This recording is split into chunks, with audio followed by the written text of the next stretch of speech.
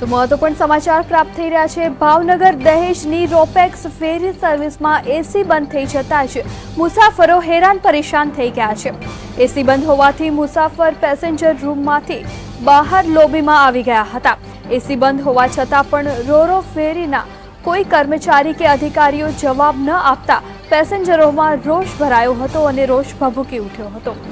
તો રોપેક્સ ફેરી સર્વિસમાં વધુ એકવાર ખામી સામે આવી છે અને તેની એસી બંધ હાલતમાં હોવાથી પ્રવાસીઓ જે છે તે હેરાન પરેશાન થઈ ગયા છે।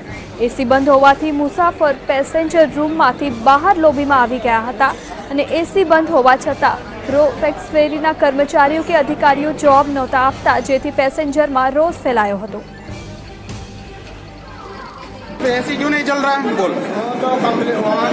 वो वहाँ के नहीं, अंदर क्यों नहीं चल रहा है? आपको ये पता नहीं, मैं तो चला दिया, चल रहा है। नहीं, अभी अंदर आवाज नहीं, हवा नहीं आ रही है। नहीं आ रही? हाँ, बाहर हवा नहीं है। बाहर नहीं, टिकट तो हमने 350 इसका अंदर का दिया है ना। वहाँ कंप्लेन करके ना वहाँ से। नहीं, उसको बुला इधर, मैं वहाँ नहीं जाऊँगा, तुम बुलाओ इधर। તો અંગે વધુ વિગતે વાત કરવા માટે આપણી સાથે જોડાઈ ચૂક્યા છે સંવાદદાતા અરવિંદ। રોપેક્સ ફેરી સર્વિસમાં જે એસી બંધ હતી તેના કારણે પ્રવાસીઓને હાલાકી ભોગવવી પડી, શું કારણ જાણવા મળી રહ્યું છે?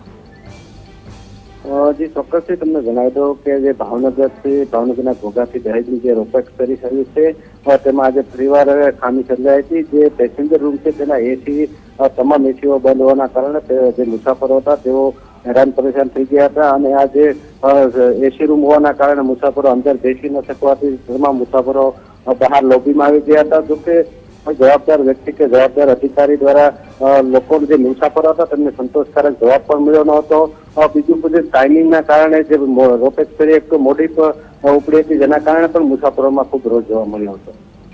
જી આભાર આપનું સમગ્ર માહિતી આપવા બદલ।